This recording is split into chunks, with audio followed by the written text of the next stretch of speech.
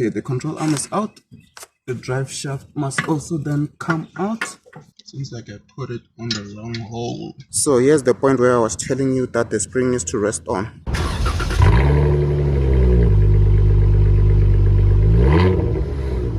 Hey guys, welcome back to the channel. So today we have a 2011 VW Passat that needs new shocks. So I already took out the wheels, so what I need to do right now is to take out this nut. So this is a 24mm nut that you need to take out. Before I take this nut out, I make sure that I put some true Allen keys right here so that when the disc is spinning, they can counter hold the disc.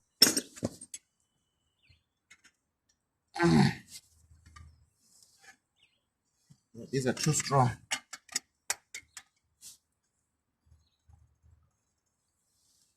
Okay, so this is out. So it's a 12-point socket, so you need to use this 12-point socket so that you don't round off this bolt. So the drive shaft bolt is out. So the next thing to take out is these ball joint nuts. So these are 16mm nuts.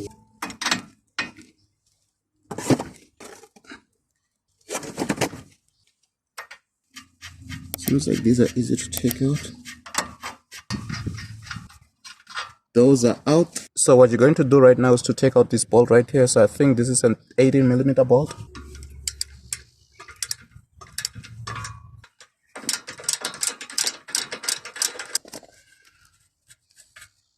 Okay, the bolt is out. So there's this stabilizer bar right here, which is held on by this bolt right here. And I also think that is an 18mm.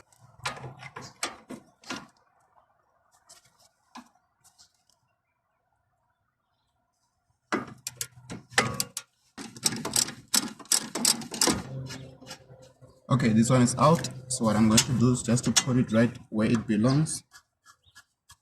Okay, now what we need to take out this bolt holding the steering knuckle onto the shock absorber. So this bolt right here needs to be the one that goes out next. So you'll need something like this to take out this bolt. So this is an M14 which just goes in right there. Then you need to counter hold the bolt right here with an 18mm socket.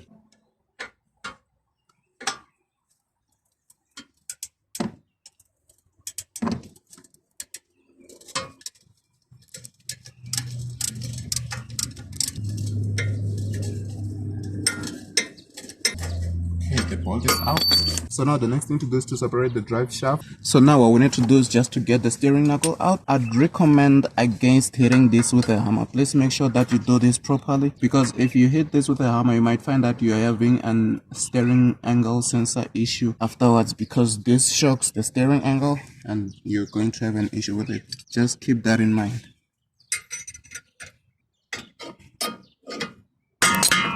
Okay, so now that this is out, okay, just put it aside. Also, we're gonna separate the control arm. Okay, the control arm is out. The drive shaft must also then come out. Okay, just separate the drive shaft just like that. Then turn this. There's a 10mm bolt right here. It's just hidden, but it's right here. So the bolt is finally out. It's just that it's a little bit difficult to see, but yeah, here it is. Yeah, so this guy is an ABS sensor, the brake wear sensor as well. So we need to separate those. This is one of the best tools that you can have to remove plugs like this, because you just put it in here, then you just pull out like that. It's very simple. The brake wear sensor is plugged right here. So the brake wear sensor is out now because I was able to then use two hands to take it out. So this is now out. So what we need to do right now is to spread the steering knuckle so that we can be able to get onto the shock. So to do that, we will need to have this piece. This makes your job very much easier, because you just put it there, then it's press the shock, then the steering knuckle comes out. So that's what I'm going to do right now. Seems like I put it on the wrong hole. Let me get it on the right hole, because right here doesn't seem to be the right place.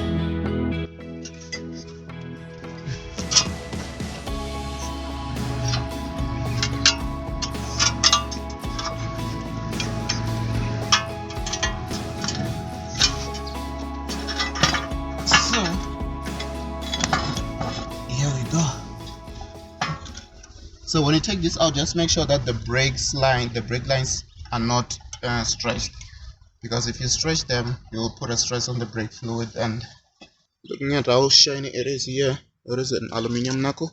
The gas strut on this car is dead, so what I need is right under here, under the cowl right there. So to make sure that you don't drop the shock is that when you are now taking out the last screw, you need to make sure that you hold the shock with your hand so that it doesn't fall off at the bottom. So this is the one that you need to make sure that you hold the shock at the bottom while you are busy trying to undo the nut. So now both shocks are off. If you can look at this rust, you can see that there's no saving this shock and the shock mounting. So we need to get this cut out by someone who can grind. So I'm just going to look for someone who can grind this out, then grind this out for me. So right here we have the new shock, which we are going to replace the old ones with. So this is a Titan brand. I don't really know this brand, but I guess if it works, it's good. So I've already compressed the spring right here using the compression tools. What we need to do is to make sure that we press it down, release the retaining clip. Okay, so the retaining clip is fighting me. Press the shock down. After pressing it down, remove the retaining clip. Now that the retaining clip is off, what we need to do is just to press the shock down just at least 3 times, just to make sure the oil moves up and down there.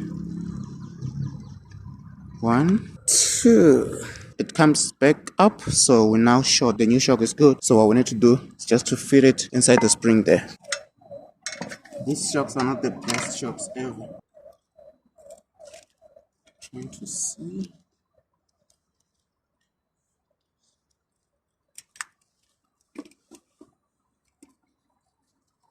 At least now we're able to see a hole for the nut. So we can just try to fit it a bit in.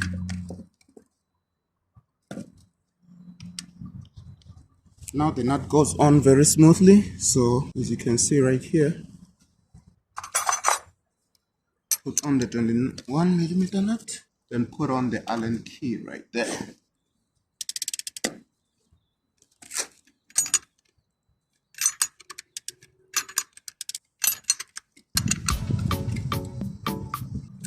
This seems to have bottomed out. What you need to make sure is that this point right here on the shock rests on this piece right here on the spring. So just make sure that that sits in there so that when the car is moving, the spring cannot, wobble around. So make sure that this is the point which the spring rests on.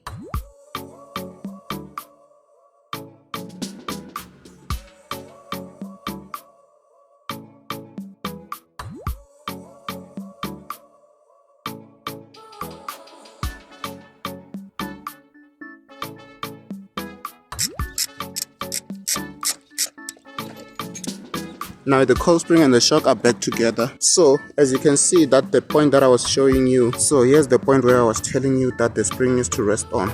This is where it needs to hit the shock so that it does not flop around when the car is moving. So if you want to see the process of taking out the shock and the spring, you can check on the video on the top right hand corner right there. Now what we need to do is to get the shock back on the car. One thing I forgot to mention is that there's 2 arrows on the shock mounting.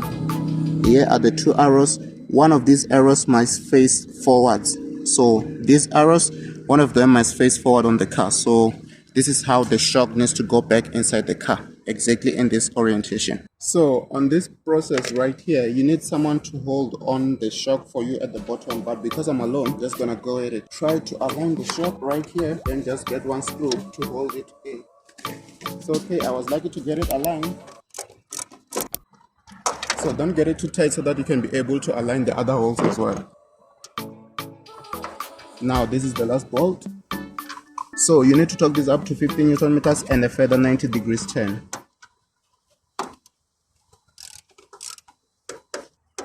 15 Newton meters and a further 90 degrees. So in here we are done. So you need to put these clips. These are the clips that retains the cowl right here so that it doesn't go up. Just put them back on like that. So now what we need to do is to fit the steering knuckle onto the shock.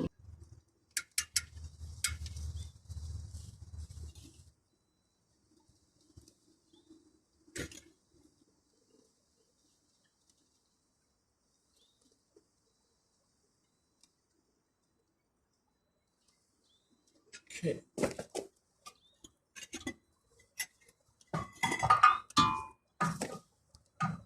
So make sure you get these cables on this side.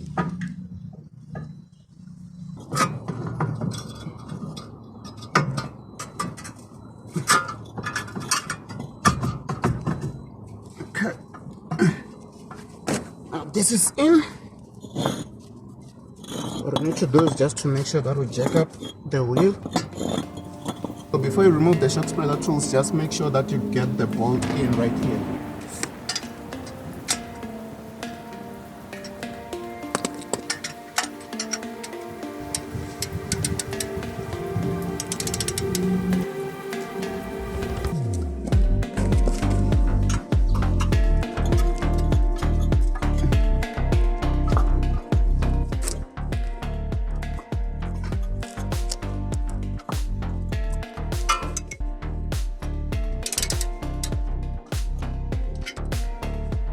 Now let's try fitting in the bolt. All is good. We can then release these brakes. So what we need to do right now is just to tighten this 80mm bolt while counter holding it with an M14 socket. Okay, so we'll talk that up later. What we need to do right now is just to put on the drive shaft back in. Now that you want to put the drive shaft back in, you can release these locking pins or these locking Allen keys so that the wheel can spin freely and you'll be able to get it aligned to get onto the drive shaft.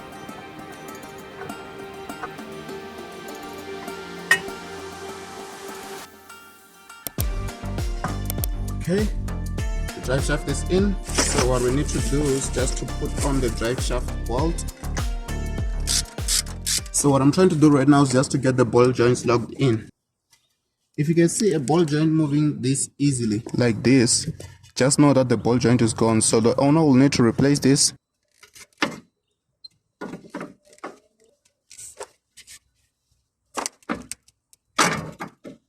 So the control arm is in.